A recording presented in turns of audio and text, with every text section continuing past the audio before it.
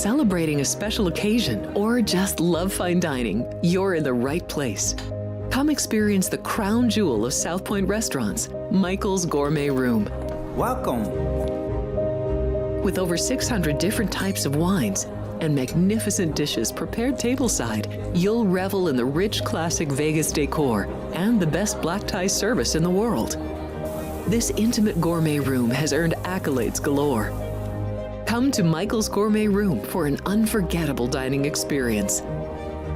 Another famous restaurant is the Silverado Steakhouse, where you'll find the charm and service that discerning patrons require.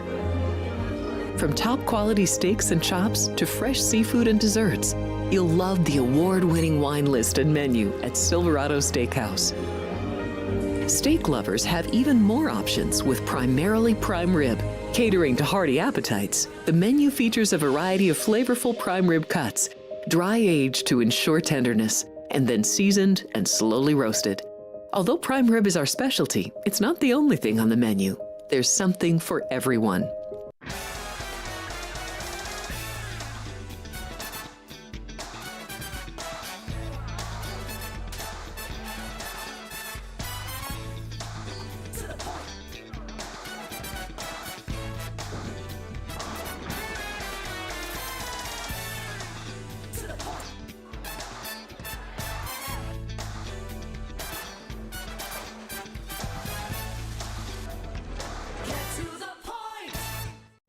Are you ready to lock in your bets and cash in on the games this weekend?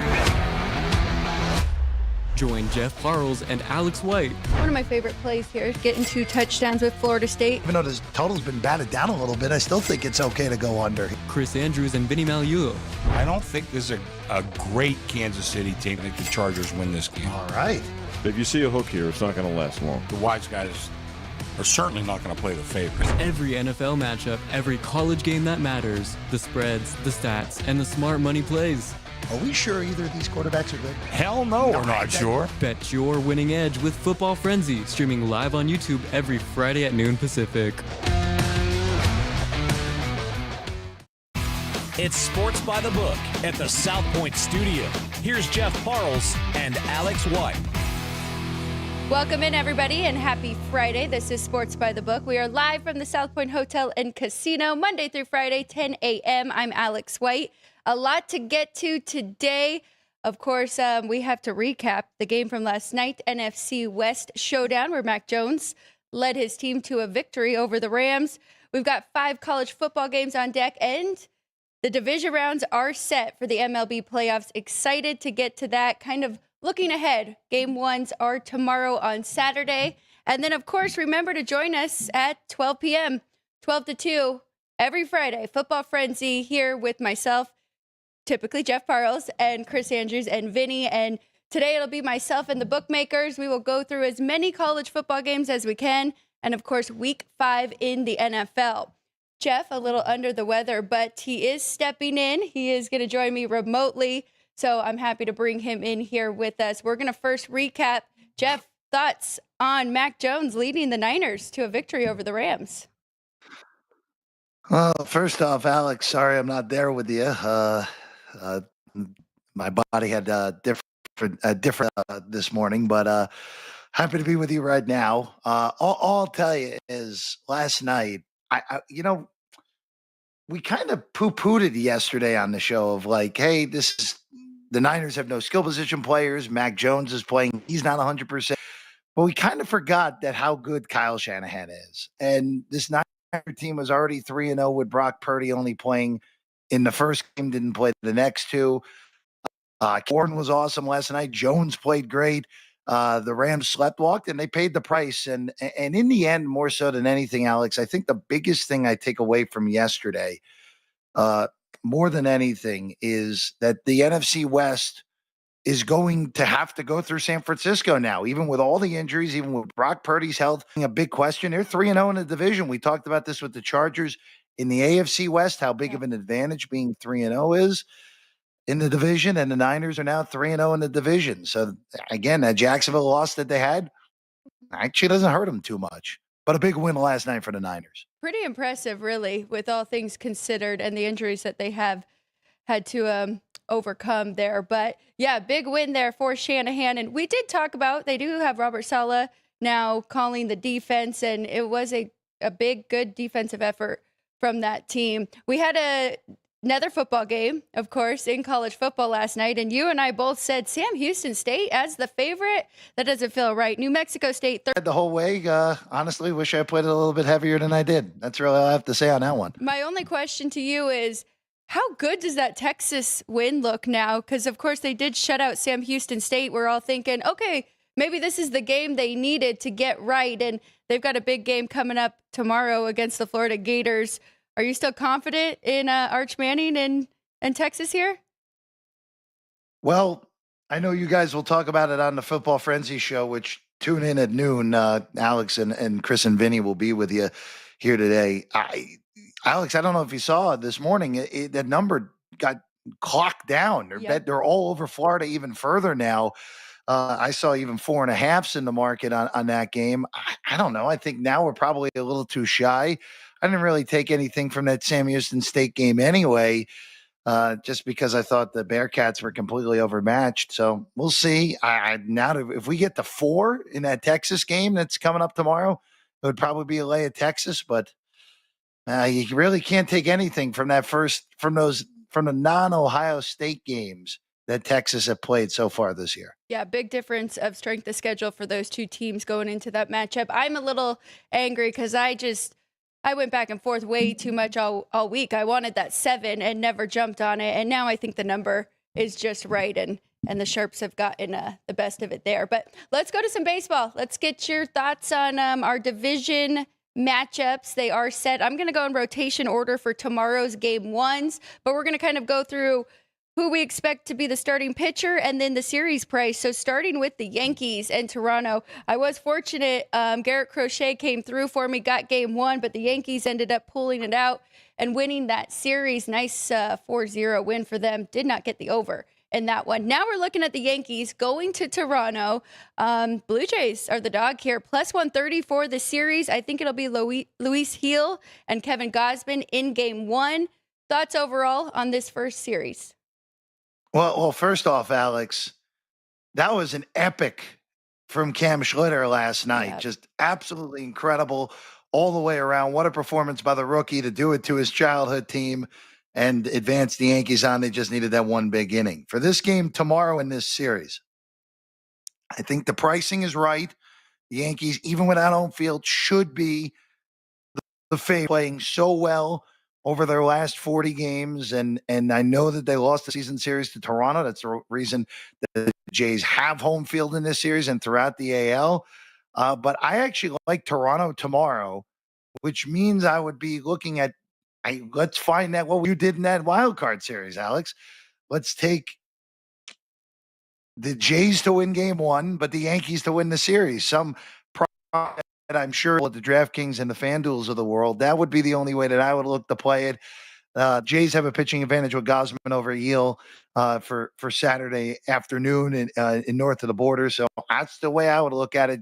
Jays in game 1, Yankees for the series here. I like it a lot because, of course, we will see Max Fried again in this series, who has just been lights out. So we won't see him in game 1, but we are going to see him later on, maybe Carlos Rodon again. But for the Toronto side, probably Shane Bieber, then maybe Max Scherzer, which is definitely a drop-off there, and Yankees will have the advantage later on. So I like where your head's at. Could get a nice, good plus price there again if that were to fall that way. Let's go to Tigers and Seattle. I know you're holding a Mariners ticket and should feel pretty good because they're a $1.80 favorite to win this series. Tigers kind of put it on the Guardians late in the game yesterday, but it still did take 3 games.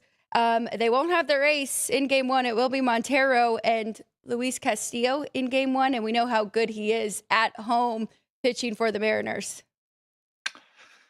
So I don't want anything to do the series price here. I think it's right, even though there's an opportunity for Detroit to have Skubal go twice, which would be a pretty significant deal, obviously, game 2 and then a potential game 5. But the Mariners just have such a huge advantage in every other game in this series, even when Detroit throws Mize in game 3 inevitably and Jack Flaherty, who pitched very well yesterday in Game 4.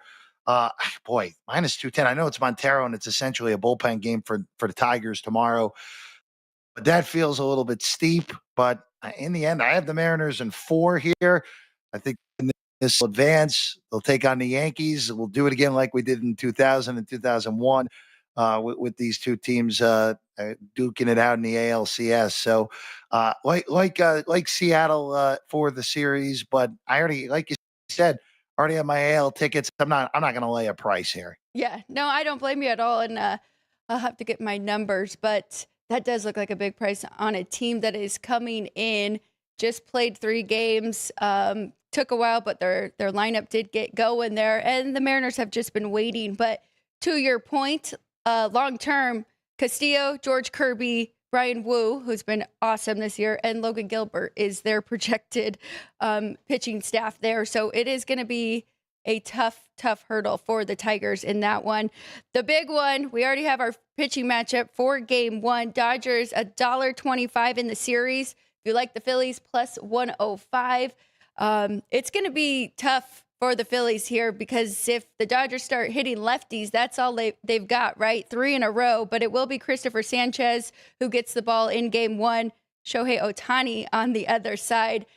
Perfect time slot, right, for this big matchup, Jeff. What are you looking for in this one? This is the heavyweight battle in this postseason, Alex. I said this earlier in the week.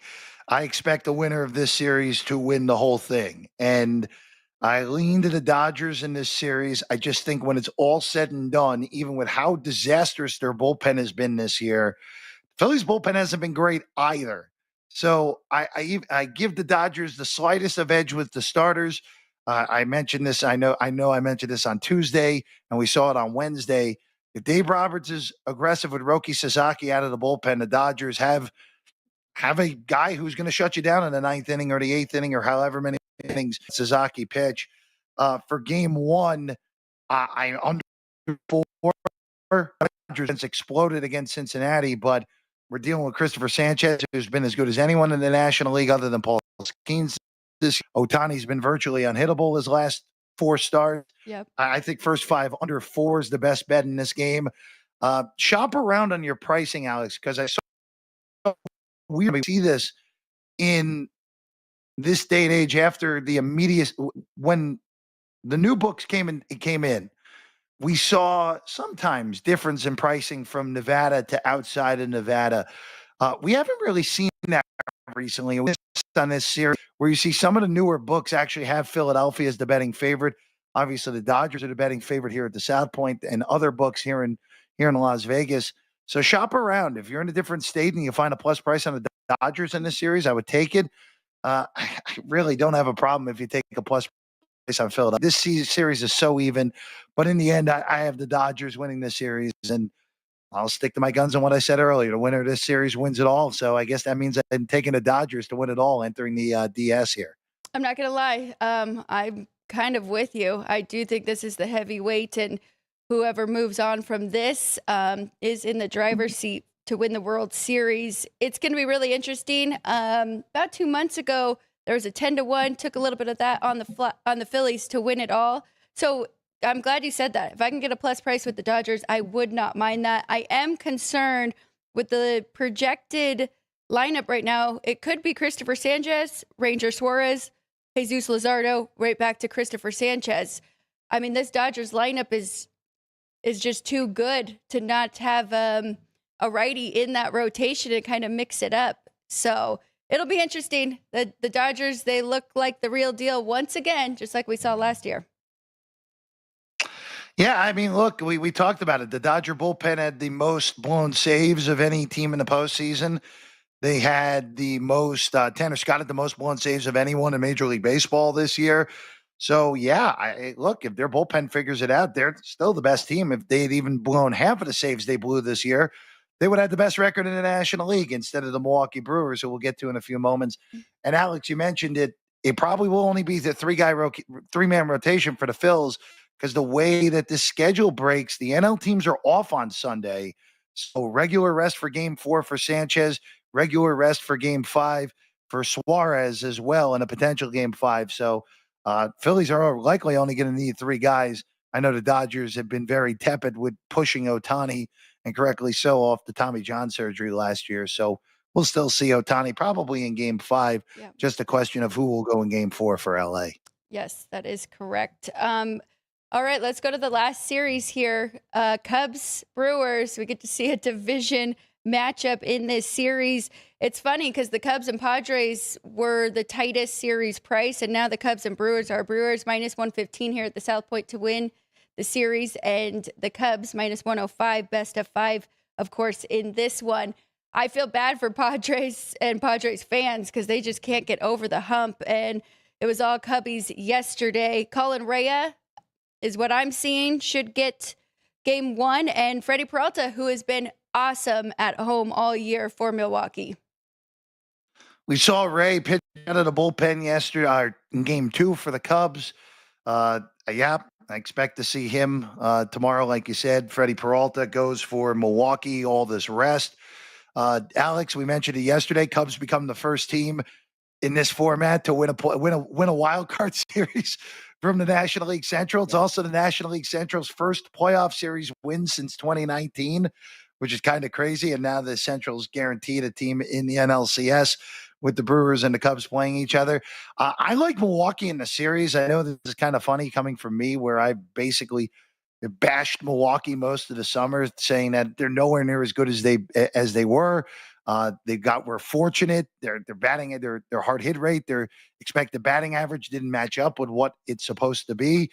But I know the Cubs won the season series, but I think the Cubs' lack of pitching depth hurts them here, especially coming off having to push everyone to the brink yesterday. I like Peralta in game 1.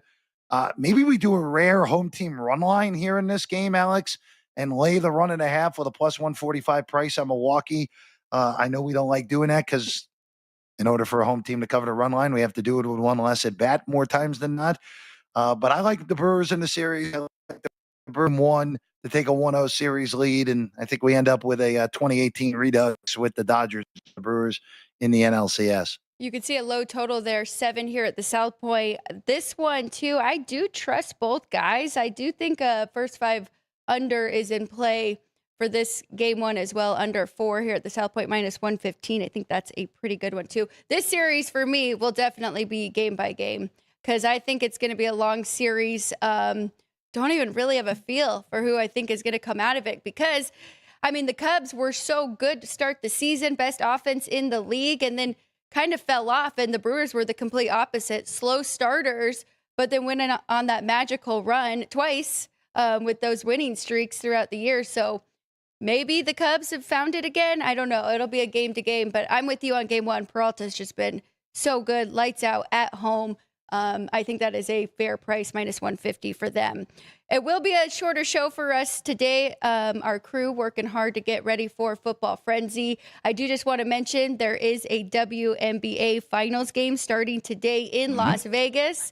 The Aces, 3-point favorites over the Phoenix Mercury, total 160.5. Pretty crazy, all things considered, Jeff, that these are the two playing for the championship. Yeah, I mean, I thought that everyone assumed New York rematch. Yep. Liberty didn't even get out of the first round, knocked out by this Phoenix here, and then Phoenix knocked out the Lynx in the semifinals. And look, credit to Phoenix for being here, and credit for the Aces. I mean, Alex, we kind of checked out, and that's on us more than we checked out on the Aces. We thought, oh wow, they're barely struggling to stay 500. This is a down for Becky, even with AJ Wilson having another MVP season. But credit for the Aces. Credit for them going the distance in both the first round against Seattle and then this past round against the Fever, who credit to Indiana for with all those injuries they did. Alex, I like the Aces tonight, only laying 3. I like the Aces to win this series. And also keep in mind, everybody, this is the first time that the WNBA is going to a best of 7 for the finals. So keep that in mind with your handicap. This is not your best of 5 anymore. It's a best of 7 for the first time in WNBA history. Very good point. And I'm with you. I do like the Aces for the series. And you laid it out perfect. Phoenix, Are they going to run out of gas here? They had to take out two really good teams on their way to make it to this spot, and led by Alyssa Thomas, averaging 18.6 points per game. They do have a good group there, but I mean, look at Asia Wilson and what she has done. 26 points per game on average, 9.1 rebounds. So I do think it's going to be a tough matchup. The Aces did win 3 of 4 in the regular season. So you're right, best of 7. I like the Aces to get it done. All right, we're going to no, we won't take a break. We'll go right to it. We're ready for college football. We've got 5 games here tonight. Not the best slate for a Friday, but the weekend will make up for it. So we're going to start in South Florida. Charlotte against the Bulls here. 28 is the spread, Jeff. Total 56. It's been a mess for Charlotte. They're going to backup quarterback Grayson Loftus, which we have seen already, but not much of. Can run a little, but he's not the same as Connor Harrell. 23 of 46, 50%, 296 yards, 1 touchdown, 2 INTs. On the other side, we've talked about South Florida a ton. I guess the big question is, can Byron Brown lead his team, and can they cover this big number of 28? I don't want the dog. I don't want the dog. That's all. That's just so many points here tonight with South Florida. If you find a book that has a Charlotte team total, maybe you go under that. But again, it's going to be a really super, super low number. For South Florida, obviously the win over Boise State, which doesn't look quite as good as it did after they thumped them in week 1. The Florida win also doesn't look quite as good, but for South Florida, you got to get style points when you're playing these bottom feeders in the American. You got to whip it up on them because, look, if South Florida gets to the AAC title game, they are going to have a chance to get that group of 5 bids. So it would only, it's a stay off for me. It would probably be only a look for the Charlotte under team total tonight, Alex. I like that. I think that is a good way to play this. I think South Florida will control the clock and time of possession and maybe not give Charlotte too many opportunities to even score in this one. This should be a fun one for you and I to break down because not a lot of people know about Delaware coming up from the FCS, and they've got some good wins under their belt already this season. Western Kentucky on the other side, kind of up and down so far this season. Tyson Helton's team, 7th year there. Maverick McIvers looked really good in games, quarterback for Western Kentucky there, and then he's kind of slipped up a little bit as of late. Delaware's a favorite at home, 2.5, total 61.5. What do you think? I wish this was 3, and I would take Western Kentucky at 3. We talked about this a little bit yesterday, that Sam Houston game that for Western Kentucky in week 0, kind of this Western Kentucky might have actually been a lot better than they really are. I'm stunned that the Blue Hens have been able to win a few games against FBS competition so far this year. The big win against UConn a few weeks ago that felt like every sharp on the planet was on one. Going to stay off. I was really hopeful this was going to be a 3.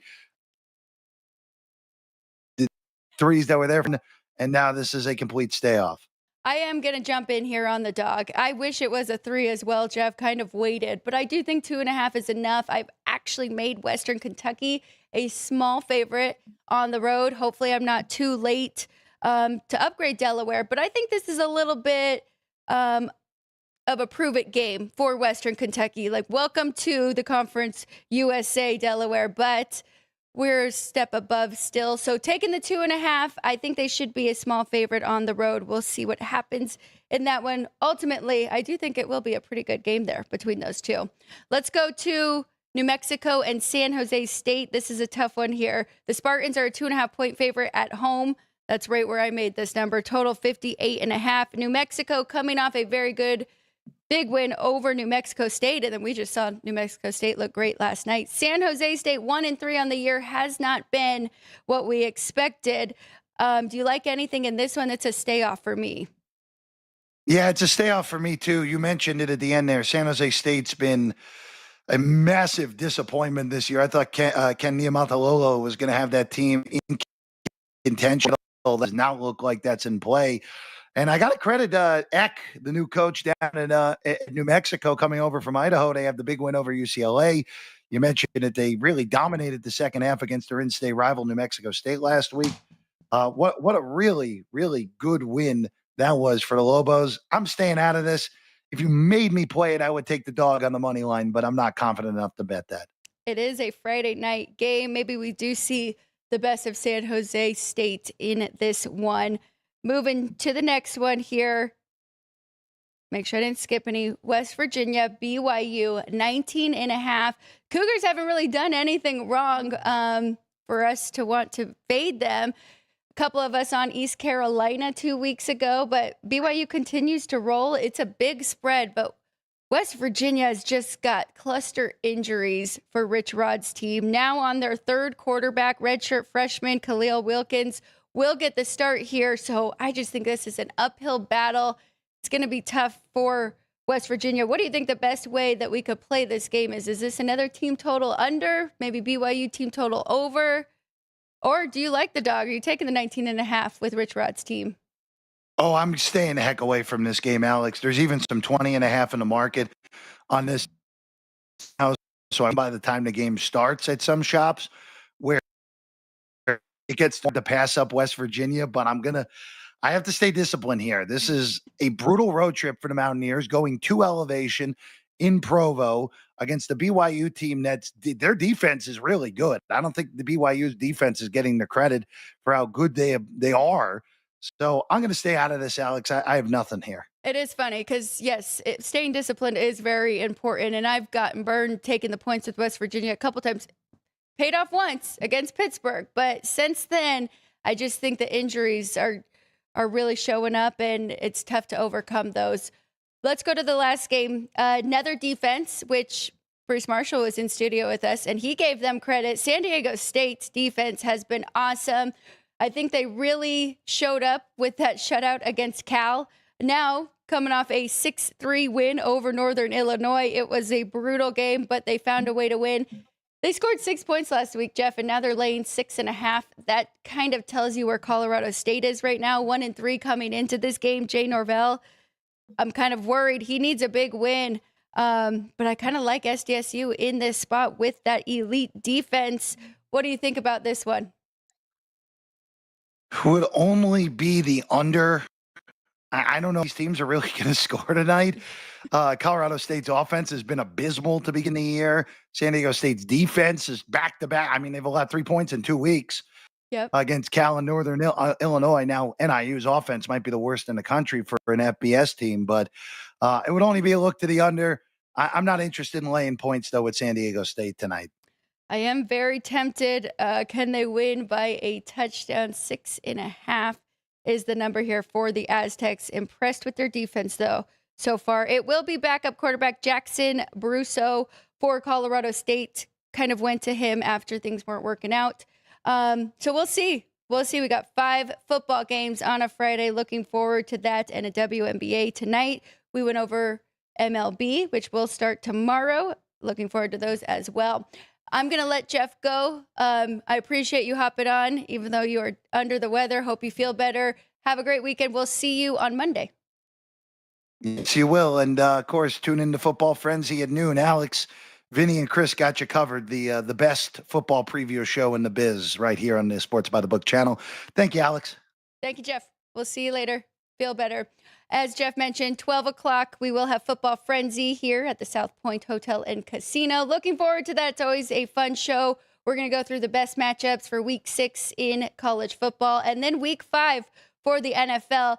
Chris has been hot as usual, just like last year. If you were following his picks, you want to tune in for that show. And between Vinny, myself, and him, breaking it down, giving you injury updates, where the line has moved, of course, if it's sharp money, if it's public money, all the good things that you want to know. We're going to take a quick break. I'm sure trivia was on the ticker, or if not, it's going to be up right now. And we did have a poll, so we're going to check in with what everybody picked for the poll, what you're thinking going into division rounds for MLB. I'll be right back, and then I'll have my whiteboard ready to go. We'll see you in 2 minutes.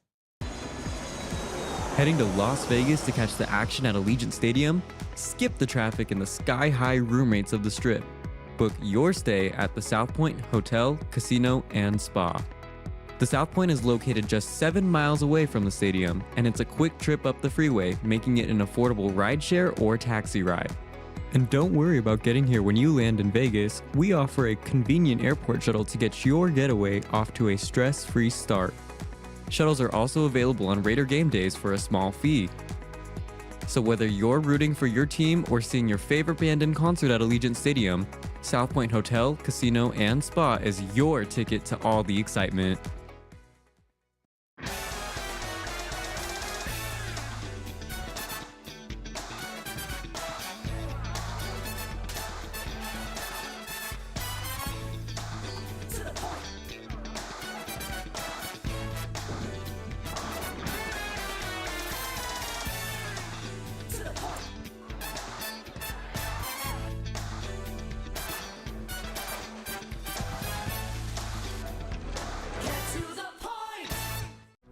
Are you ready to lock in your bets and cash in on the games this weekend?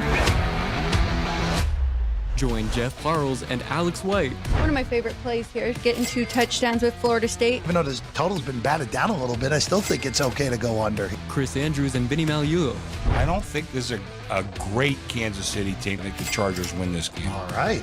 If you see a hook here, it's not going to last long. The wise guys are certainly not going to play the favorites. Every NFL matchup, every college game that matters, the spreads, the stats, and the smart money plays. Are we sure either of these quarterbacks are good? Hell no, we're not sure. Bet your winning edge with Football Frenzy, streaming live on YouTube every Friday at noon Pacific.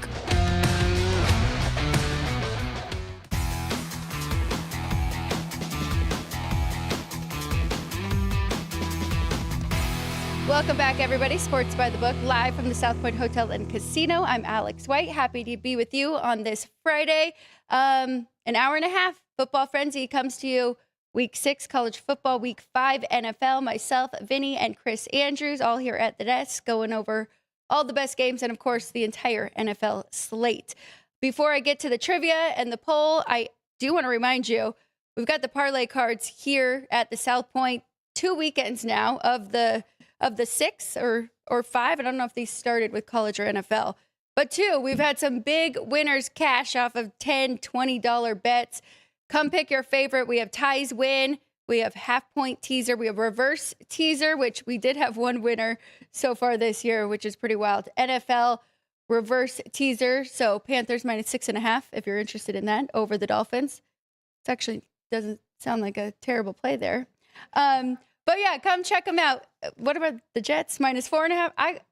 Great options here on the teaser cards. Come see us at the South Point. Make sure you say hello to Chris and Vinny behind the book. They appreciate when everybody says hello and that they watch our show. So thank you for watching. We're going to go trivia next, brought to you by City Light Shine. Now available in the gift shop at the South Point. A lot of different great flavors. This right here, caramel apple.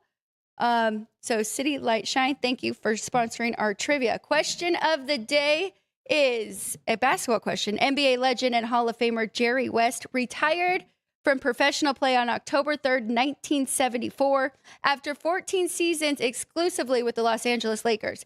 In 9 NBA final appearances in his playing career, how many total points did West have in these series? So, total points in the series. We're going to look for that answer here, too. And there it is. If only I could read that far. Okay, here we go. 1,679 points. Of course, nicknamed Mr. Clutch, West still tops the list for most NBA Finals points by a player. Wow. LeBron James is currently number 2 on the list with 1,562 points in NBA Finals appearances. Pretty incredible. I like it. We're getting creative here. Had some hockey earlier. Now we have some NBA because, of course, both sports are on their way. They're very close to starting up their seasons as well. So hopefully you played along and threw your answer in the chat for bragging rights, of course. Now we're going to get to the poll. Which team are you taking to win their division series? So this is MLB, of course, best of 5. Tigers is +160, Blue Jays +130, Phillies plus 105, and the Cubs minus 105. Very tight results, virtually 30%, each going to the Tigers, the Blue Jays, and the Phillies. Very good. So who did we leave out there? The Cubbies, huh? I guess because of the price. So that's pretty much a pick 'em there for the Cubs and the Brewers. But really looking forward to all of those series starting tomorrow. That's it for me, besides one thing, and that is my whiteboard. I did not take a picture. So I have one play for tonight, and then I'm going to throw on 3 of my college football plays for the weekend. I am leaning to SDSU. I know it's a little scary, but I do really like their defense. Maybe even looking for a Colorado State team total under. But for today, I'm taking Western Kentucky plus 2.5 up against Delaware in this one. I do think they have a chance to win this game outright. I know it says plus 25. There is a small point there. Plus 2.5 points. That's all we're getting. Maybe a little bit on the money line as well. 2 dogs that I like tomorrow. I like Virginia against Louisville. I do think this team is legit. They beat Florida State last week. They've got the offense averaging 500 total yards per game, 43 points. So I think they're going to hang around in this one. They are on the road, but it's going to be a shootout, and I think they can end up on top as well. They do have a shot to win. Florida State, this is a tough one. It's 4 here at the South Point. They are playing Miami, Florida. Miami has looked like a wagon. They look like the real deal. Haven't really been tested. Florida State is physical. They beat Alabama in the trenches in week 1. I think they can hang around in this one. I think their loss to Virginia, while I do think Virginia is good, a little bit of a look ahead to go up against the Hurricanes there. So I'm taking the 4.5. I think Florida State has a chance to win that one too. Tommy Castellanos, quarterback that came over from BC. He's the real deal. He's a dual threat too, and that is who Miami can struggle against there. Last but not least, since Jeff and I were talking about SDSU and NIU last week, 6-3 was the final. I don't know if we've adjusted enough for Northern Illinois' offense, and their defense is legit. Both of these teams much better on the defensive side than the offensive side, and they both play slow. 38 is the total. Miami, Ohio is on their second quarterback. Had an injury in that game against UNLV for their starting quarterback in Finn. Now they'll go to their backup, has played a little bit, but I just don't think we're going to get a lot of scoring here in this one. So under 38 is my total for tomorrow that I would like to give out today. That's it for me for Sports by the Book here on a Friday. Thank you for joining. I appreciate all of you responding with the poll and the trivia. I'll be back in an hour and 30 minutes with Chris Andrews and Vinny at the desk for Football Frenzy on this October 3rd. Sean, Ann, and everybody else behind the scenes, appreciate you get me live here on YouTube. This has been Sports by the Book. Give us a follow, please, and hit that like button. We'll be back in an hour and a half for Football Frenzy. Again, back on Monday, live from the South Point Hotel and Casino. This has been Sports by the Book.